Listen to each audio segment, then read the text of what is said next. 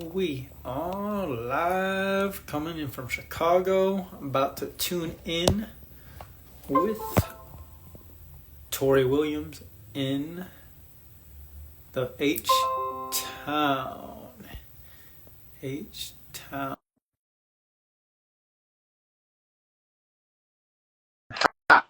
Hopefully. Oh, damn. Hey, how are you? What's happening? Happy Thursday. Happy Thursday. Tell me about your day so far. How'd you start it? What you been up to, and what's your favorite thing about it? Uh, so what did I do this morning? I had a slow start to my morning.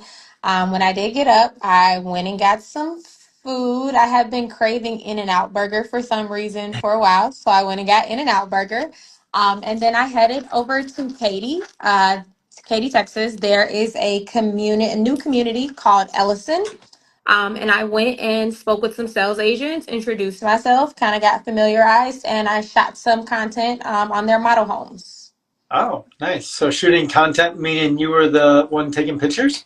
Yes. Oh, that's what's up.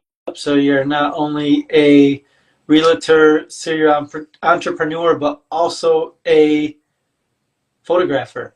Photographer? What would be the right term? Probably not that. Probably not that, but yeah, I am end all be all when it comes to my business. I kind of have my hands in everything. I'm the photographer, I'm the assistant, I'm the person that answers the phone. I do it all for my business. Yeah, that's amazing. I know I personally have always had trouble doing too much. How do you juggle putting different hats on a regular basis? What would be your tips and tricks when people are getting started with their business or as an agent or doing whatever they're doing to kind of switch their focus on a regular basis like you're having to do? It actually is not easy. And this year I'm actually well, I kind of always ran multiple businesses, but I would say this year I'm focusing on running multiple businesses efficiently. And to do that, basically what I do is I have a digital planner. And either like Monday or each night, I kind of map out what the next day is going to look like. And even if I have to change some things, move some things around, I just make sure I time block all the tasks that need to be done for that day. And try to stick to that schedule as much as possible. Obviously, things happen and you can't always, but writing things down so I don't forget them and time blocking certain tasks. I would say that's definitely been the biggest help this year for sure. Tell me about this digital planner. Are you just using something like a Google Calendar or do you have like a specific software you're using? No, I actually have a digital planner. There are these two girls, and it is called Booked. And it is a digital planner. They have physical planners, but they've started digital planning. And I used to get their physical planners, but they're so big and like you can't carry the planner this thick in your bag all the time. So digital has been my go-to for the last year or All so. right. So shout out to Book. That's Book. Yep, Book apostrophe D. So booked. Oh, booked. Okay. Yeah, beautiful. I'm personally a Google Calendar person, and you'll see a bunch of different colors on my calendar. And yeah, I don't think there's anything that's helped me more than really time blocking and saying, this is my time to work on it. One of the tips I took recently from my boy, Alex Ramosi, who's a big time influencer, of course, he does this tip where he starts a stopwatch when he starts a task. Mm. And he doesn't stop that stopwatch until he, one, gets distracted or he finished the task. And so I've done that occasionally for some of my tasks. And it's amazing how much faster I get done when I'm timing myself to do something. I think I might have to try that. Because sometimes I can get caught up and get distracted a little bit and end up taking longer on a task. So I think I might start Yeah, doing that. I found it to be a game changer, to be honest. So I want to try and do it more often and as often as I can. And I love the idea of what you said earlier. You said I try to set my days up or my weeks up on Monday or the night before. And I'm like the exact same way where I know if I start my day right, the rest of the day usually kind of falls into place. And I found that to start my day right, I need to end my day right. And Yes. tell me about how you end it. So are you just going into your digital planner, opening it up and saying, okay, here's what I got to do. These are the tasks I want to do, et cetera, et cetera. Or what's that look like for you? So end of my day, more than likely I am probably still working. I am one of those people that it's hard for me to put work down sometimes. So I'm probably still working. But then I put my business phone on Do Not Disturb. Ooh, love I it. sit down either at the island or on the couch, and I go through text messages, emails, and obviously things that I can remember mentally, and go ahead and plan out my day for the next day. Yeah, I think the biggest change for me was like getting ahead of everything. I think it's so easy to be very reactive. You know, I lived a lot of my life reactive where alarm went off, scrambled into work, tried to take a shower, honked my horn, sped on my way to work, you know, and then as soon as I decided like I wanted to be proactive with my life and get up a little bit earlier, take some time for myself, I found like how much easier everything flows, but it takes so much practice, right? Like that's 5 years in the making for me probably, and you know, a lifetime actually in the making, but it really changes how I react and communicate and talk with everyone throughout my day because I'm just able to slow down a little bit more than I ever have before. Are you kind of the same way where you've kind of slowing your life down, which has actually weirdly allowed you to speed different areas of your life up? I would definitely have to say that, especially like my mornings, like you said, we just alarm, get up, you get dressed, you get up, go to work. So now, especially since I'm a full-time entrepreneur, I obviously have a little bit more control over my day. I do have an alarm still. I try to get up about 6 a.m. every day, and I'll walk my dog. And then I'll make coffee or tea. And if weather permits, I will definitely sit on my balcony and just, just take it all in, just take a breather, take a moment for at least about 30, 45 minutes. And so I'm not reactive. I'm not like, okay, get this done, get this done. I'm actually slowing it down and just taking it all in, and I normally do pray and just have a moment of gratitude, just be grateful and get my day started. Yeah. I was just thinking about this song the other day by Lil Wayne where he says, what do you say? Thursday is like, take a knee and thank the man and then get back to the money. And I was just like laughing in Yep. the shower thinking about it. But yeah, that made me think about that because yeah, I start my day, open up the good word, try and figure out what the big man's trying to tell me, and then get back to the money. But I've also realized that, you know, getting back to the money doesn't really fulfill me inside. And so really I'm not getting after the money, I'm getting after the service of helping other people. So I don't really know your like story. You know, it's super easy for everyone to see where Tori is at now, but you know, back whatever it was, 20, 15 years ago, when you were a young woman, you know, as maybe you're in grade school or something like that. Do you have like a couple events that you can think back to that really kind of like pivoted where your life was at to get you to where you're at now? Um, I can say for sure I've always been a hard worker. The day I turned 16, my dad took me to a grocery store that was in our neighborhood, and he's like, fill out this application, you're getting a job. Like, you're gonna start working. So that for sure. And my dad definitely, I would say he definitely instilled hard work in me. I was a spoiled kid, but he never let me remember how important it is to work for what you want. So I would have to definitely say that. And I would say, my best friend, she has been like one of the people that I kind of look up to a lot. And I know that's kind of crazy to say because we're the same age, but I mean, it's definitely possible. My best friend, by the time we were 24, she already had 2 degrees, had her master's degree. And I'm just like, whoa. And I mean, in our 20s, we're still figuring out what we want to do.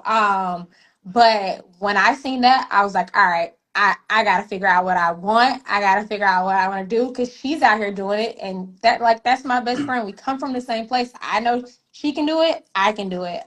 So I would definitely have to say those two things for sure are kind of just what jump started me, like just getting my gears going, just figuring out what I wanted to do and knowing that it's always going to take hard work. It's never going to just be handed to you. You're going to have to work for it if you want something long lasting. Yeah, I think delayed gratifications is one of the hardest but most rewarding things to learn. And, I'm on the biggest delayed gratification play of my life, which I'm sure you are every day when you're out there grinding and things don't look like, they're getting done the way you'd want them to. Because I've just found like everything takes longer, costs more money, and like the things I'm doing, now I'm going to reap the rewards 2, 3 years from now is what I've really found. We started our business 3 years ago, and now I'm finally feeling like, wow, finally all this networking and connecting and doing all these things is finally paying off. And it's really hard to wait when you aren't reaping the rewards right away in a society where everyone wants everything right now. I want my Amazon package today at 3 when I ordered this morning at 4, at 10 in the morning. And it's just, we're trained to want things now. And the people who are at the top have learned to wait patiently to get those things no matter what. So you started working out at a grocery store. Tell me about the grocery store. What kind of stories do you have? What did you do? Were you at the cash? Were you at the cash register? Were you stocking shelves? I know you got some good stories working there. Oh my God. I was stocking shelves and pulling shopping carts. I hated it. I hated it. But getting my own paycheck and being able to buy all the Jordans I wanted and all the Aeropostale I wanted, was definitely rewarding. But it was not the greatest job. You got to pull carts in the rain, and I'm from Chicago. You got to pull carts in the rain. You got to pull carts in the snow. You got to stay late and face cans of vegetables. Make sure they're all facing forward at night. So no, it was not the greatest job, but it definitely made me understand the value of a dollar for sure. And like I said, it was rewarding just to make my own money and not always having to go to my parents. Yeah, when you get that first check, it's a game changer of like, oh, so if I give these people my time, I get money. I never got a allowance or anything when I was growing up, and I did my chores kind of ish, and my parents, obviously I was super blessed and came from a super middle class families where we had things, but we didn't have the nicest of things all the time. But I did start working like you right away. I worked at the car wash, and man, as soon as and I really like that idea of like working in the service industry, starting out, because as soon as I found out like, oh, if I do a better job washing these people's cars, they might actually tip me more money. Mm-hmm. And so, man, those when I could see those cars coming down the line at 7 a.m., I was the first one out there every time. And I loved working there, and yeah, getting that first paycheck is really rewarding. And then all of a sudden, it's like, okay, so if I keep doing this, I can start making more money. And then for me, it was about saving money. I started with that scarcity mindset of like, oh, I need to save everything, keep everything, and then all of a sudden, it was like, wait, I need to focus a little less on saving and more on making money. Mm-hmm. And I'm sure that was similar to you. After you got done stocking shelves, when was the transition period to that kind of abundance mindset of making more money and getting into the real estate game? Um, I wouldn't say it wasn't until I was about 25 and I started my own business. For a long time, I had that fear of like if I don't have a job, like I'm not going to be stable. Like if I don't have a paycheck coming in, like I'm not going to Mm. be able to pay my bills. But so when I was about 25, I started a hair extensions business. And watching the money come in from that, and like I was like doing nothing like besides like promoting it. And I'm just like, that this is just that easy. Like I just have to promote a good product and people will just buy it. And I don't have to trade my time for money. That definitely jump started my entrepreneur mindset. And ever since then, it's been something. So that was about 6 years ago. So ever since then, it's been something. Um, After hair extensions, I started a lash extensions business. So I was a lash artist for about 2.5, 3 years. And when I was doing that during COVID, when everything got shut down, so obviously I couldn't work, and I'm just like, well, what am I gonna do? Like, how am I going to make money? And then when everything opened back up and we can go back, and I'm just like, I love this, but I can't be stuck behind this chair in this one setting because even though I'm working for myself, I'm still trading my Mm. time Yeah. for money. And I had purchased a real estate course online during COVID, and I would go in and do a couple courses, and I'm just like, ugh, and I'd watch TV while I'm doing it, so not even paying attention. And then I would say December 2021, I'm like, all right, I'm going to finish this course. I'm going to finish this course. I'm going to get it done. So I started working in it then. My best friend's birthday, February 2022, we went to Mexico. We came back from Mexico, and I'm like, all right, I'm locking myself in this office. I had stopped doing lashes. So every day, 8 hours a day from the middle of February until the beginning of April, I would get up like that was my job and I would just study, study. I completed the course probably in about 2 months. Went and took the test, passed on the first try, and it's been go ever since then. No way. So, yeah, I heard you talk about focus and how important it is.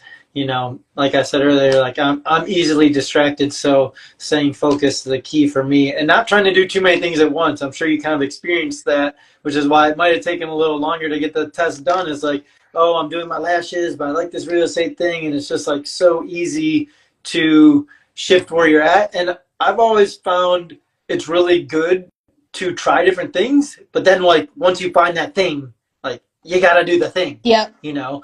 And how did you know that real estate was that thing that you had to just completely shut things off, put the horse blinders on, and run like the Kentucky Derby?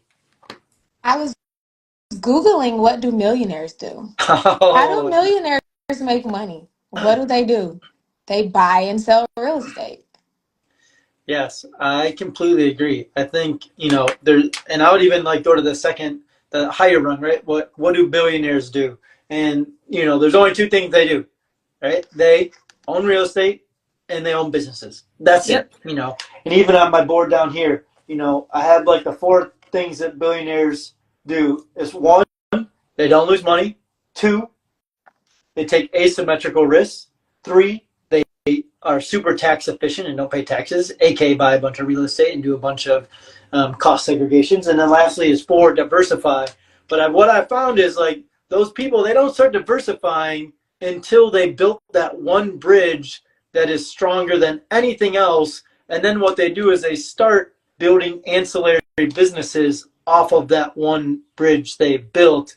I was like the culprit of building four bridges at once and trying to build a brokerage and build a general contracting business, build a development company, and guess what? Most of them failed. And then I came back to general contracting because that's what my background is. That's what I found a passion in. And it's just so easy to get distracted constantly. Being a serial entrepreneur sounds like that could be too many building too many bridges, but when you narrowed your bridge first on real estate, then it probably gave you more options to do different things. For sure, for sure. So now that I'm in real estate, my family has a tax business, and Okay. I see my cousin doing it, and I'm like, hey, I want to do that too. And it obviously goes hand in hand. Financials, real estate, hand in hand. And so this year, I've been doing taxes for the last 3 years, and this year I started my own branch under the franchise. Okay. So All yeah, right. so definitely want to do things that mix and mingle together if you're going to do multiple things at once, so it doesn't seem like you're wearing so many different hats, even though you are wearing so many different hats. So taxes though. So you like numbers and you like taxes. That's the one thing that although I'm okay with numbers, it's like I pump the brake trying to do my own taxes or anything like that. But so you like that stuff, huh?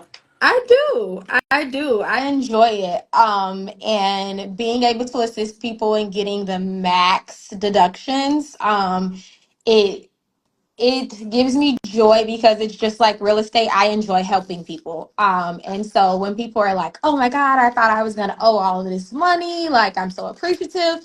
It's satisfying. Just like when somebody gets those keys to their house, they're so happy. It's satisfying, and I've always had a passion for helping people. Anything that I've done has always been like the service industry, customer service. So yeah.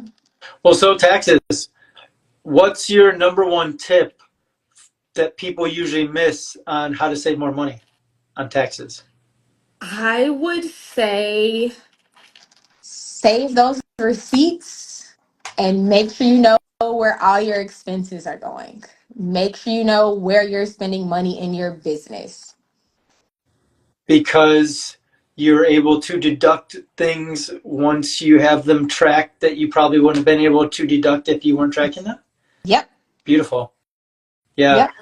Here, I don't know if it's the same in Texas, but like here in Illinois, we can get like a real estate professional designation, and then you can write off different things too, like your printer, your internet, Yep. your at-home office space. And so Yep. I'm always trying to get creative as well and figure out what I can tax deduct. And I think like the most important thing about taxes and strategy and stuff like that is making sure you find someone who's going to be proactive, because it's so easy to wait until whatever the date is, March 15th or April 15th. I don't even know it, which is a sign that I don't like taxes. But finding someone who loves those things and, is going to hold you accountable. I know I meet quarterly typically with my accountant, and we're talking about like, okay, what are the next investments you're going to do? How's the business doing? What other ways, can we figure out to reduce taxes? Can we do it on a cash basis versus accrual basis? And there's all these Yes. different techniques that I wouldn't normally know about unless I talk to someone like you or my accountant on a regular basis. Yeah, yeah, and it's super important because we can't avoid them. We can't not pay taxes. We can't. So it's super important, like you said, to be proactive, especially if you're able to do it on a quarterly basis.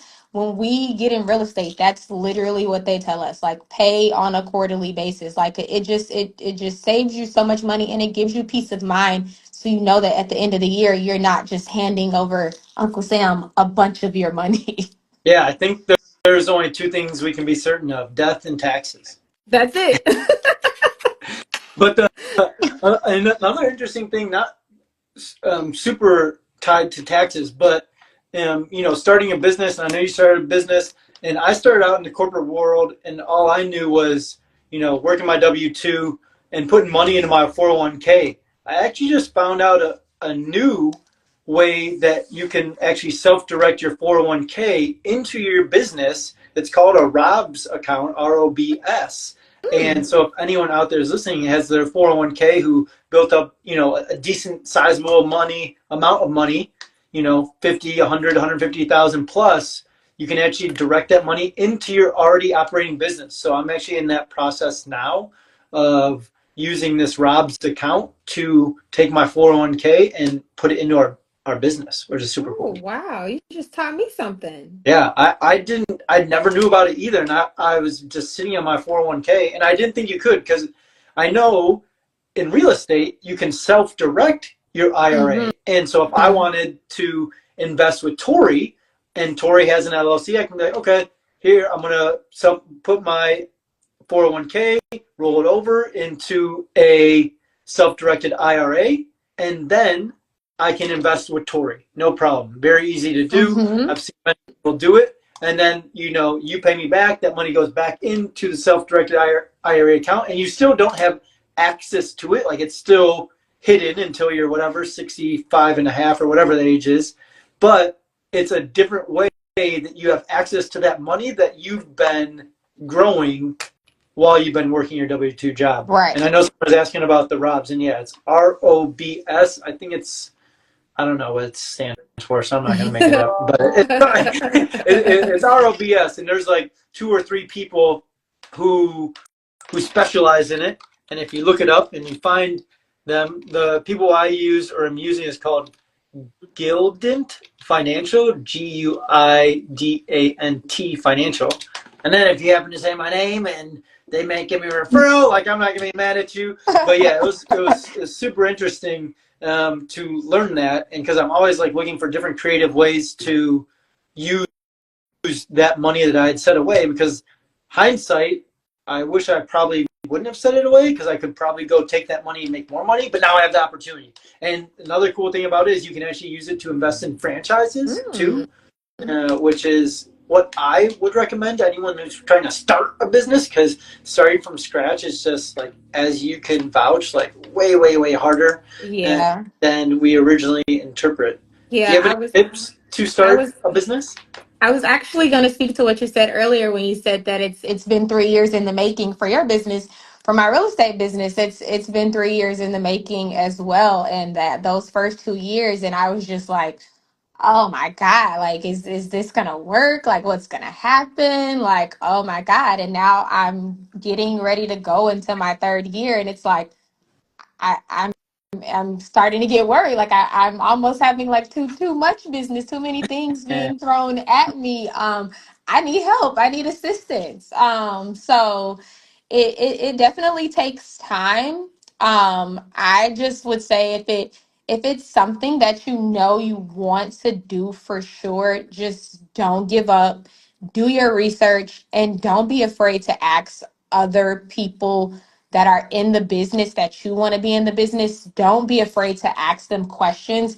Before I even purchased my real estate course, I asked multiple realtors that I knew, friends that I know from back home in Chicago, people that I've met here in Texas. I asked multiple people, just, do you think it's a good idea? Like, how do you like it? Like, just whatever. And still to this day, I ask those people questions as well. So don't be afraid to ask questions. And if you really want to do it, make sure you stick to it, and it'll come. yeah. I think, yeah, I always remind myself the same thing. The best leaders are people who are willing to say, I don't know, but I'm going to find someone who's doing what I'm doing and find out that answer. And, I feel like the people who are living a high quality life ask very high quality questions, because if we continue to, I know for a long, I know myself, for a long time, I asked similar questions, the same questions over and over again, and then I get similar results. But when I start thinking and I become more aware of the questions I'm asking, and can ask different questions, can introspect on who I am, what I'm doing, why I'm doing it, all of a sudden I'm getting different answers, and I can slowly pivot my life in a way that I want to live on in a more purposeful way, so to speak. One more thing. I know we got to hop off, but you were telling me about how you were needing help in your business. One of the things that we found super, super helpful that I don't know if you're utilizing is virtual assistants.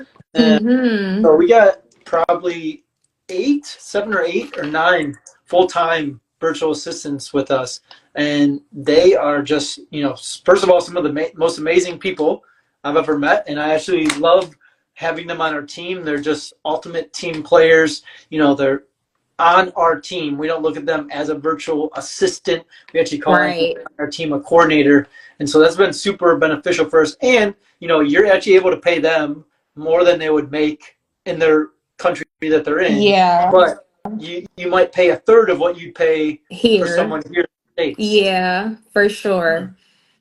And yeah, so I don't know if you've tried or used any virtual assistants, but I'd highly recommend it. Okay. And we use Upwork and Fiverr, a couple places you can find them. Okay. And there's another one called BPM Solutions. And we found, great people in the Philippines and also people down in Latin America and South America. So I greatly appreciate you taking the time to link up with us. If anyone Yes, I appreciate the invite. in Chicago is getting ready to transition down to Houston, I know you have to be the person they contact. What's the best way that people are reaching out to you? Is it through Instagram? Is it through email? Is it through some type of website? Give them the right info so that way all my friends who I'm going to send down to Houston to start investing have the right contact. Well, people do DM me here on Instagram. I check my DMs often. I check the requests. So if you want to DM me here, they can definitely DM me here. Or they can reach out to me at Tori the Realtor at iCloud.com or my phone number, 832-885-7172. Beautiful. And myself and our team, we're at Quality Bar Builders Inc. And you can get a hold of us anytime. Tori is at toritherealtor.htx. All right, DMX. Anyways, I'm going to X out of this and hopefully, or not hopefully, but we'll definitely catch up in the next couple months Yeah. and reconvene our conversation. I really appreciate it. And I know you're going to keep crushing it. And so if there's anything I can do to help, feel free to reach out. Thank you. All right. Bye, All right. Tori. Bye.